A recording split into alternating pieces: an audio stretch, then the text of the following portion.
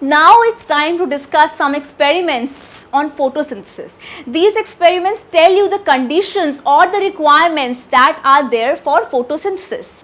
So what is the basic criteria when we discuss these experiments? You need to just remember that during photosynthesis, glucose is made, the food is in the form of glucose. Now this glucose, it is stored in the form of starch. Now for this, what do we need to do? We need to de-starch the plant. How do we do de-starching? We keep the green plant in darkness for around 24 to 72 hours. So how this happens, when you place the plant in darkness, the starch, that is the stored food in plants, it is used up in the cellular activities. And after this, no new starch is being formed. So we can say that by keeping the plant in darkness for this amount of time, we can have a de-starched potted plant. Now what do we need to do next? If we talk about the starch test, we have iodine solution that tests the presence of starch. We take the leaf from that potted plant which was kept in darkness, remember, and that leaf, it is kept in boiling water. So what happens when we keep it in boiling water? This ensures two major things. The first one being that when we keep the leaf in boiling water, this actually denatures enzymes. What it does, it denatures enzyme. Now when the denaturing of enzymes is there, then there will be no new chemical change, right? So when the enzymes are denatured, no new chemical change will take place. Secondly, then this ensures permeability of the iodine solution. Since when we boil the leaf in boiling water, this is going to lead to the, the rupture of the cell wall, the rupture of the cell tissues. So this ensures more permeability of the iodine solution. So what is this iodine solution? How can you make this iodine solution? It's very important to understand. You'll take 100 ml of water, and in this 100 ml of water, just put 0.3 gram of iodine and 0.5 gram of potassium iodide. So when you keep both these two things in 100 ml of water, you say that you have made an iodine solution. Now when you put this iodine solution on the leaf, if it turns into blue-black colored components, you will see a blue-black color, then this confirms that starch is present.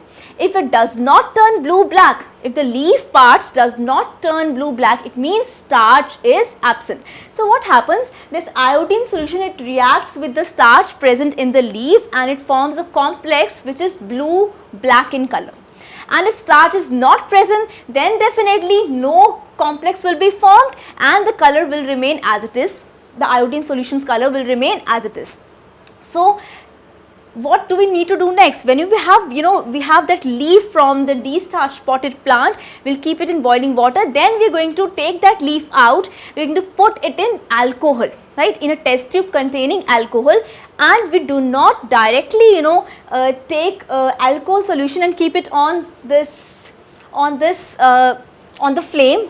Why so? Because alcohol is highly flammable, it can catch fire easily. So we take the help of double boiling method. What do? We actually put in water in the beaker, and in that boiling water we put in the test tube that is containing alcohol, right? And in this test tube we have that leaf that we have already boiled in boiling water. So what happens? You will see that after some time the chlorophyll pigment, which is green in color, which provides green color to the leaves, it goes into the alcohol, right, since it is soluble in alcohol. So we have this leaf now, we keep that leaf in a petri plate, we put the iodine solution. If it turns blue-black, it means starch is present. If it does not turn blue-black, means starch is absent. So let's see how we actually do this starch test. We need a leaf, we need boiling water, we need methylated spirit or alcohol, iodine solution and a spirit lamp. So what do we do first? We take water, remember, in water we put that leaf from which plant? The plant that has been kept in darkness for this much hours. Then we boil that leaf. This is going to ensure the denaturing of enzymes and permeability by the rupture of cell tissue.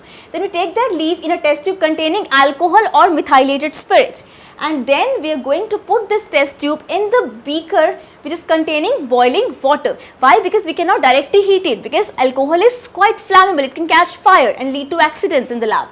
So we're going to put this test tube in the beaker containing boiling water. So as you can see, what is going to happen? I told you the chlorophyll pigment that is there, which causes the green color of the leaves, it is going to solubilize in alcohol.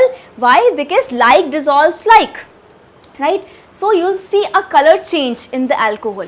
What sort of color change you will see? You will see that the alcohol that is there in the test tube, it turns green.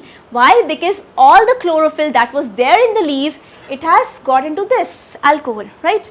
So now we are going to take that leaf out and keep it in a Petri plate. You will now put which solution for starch test? That is the iodine solution. You know how to make it, right? Then when we put the drops of iodine solution into it, you can see if it does not change color, it means starch is absent.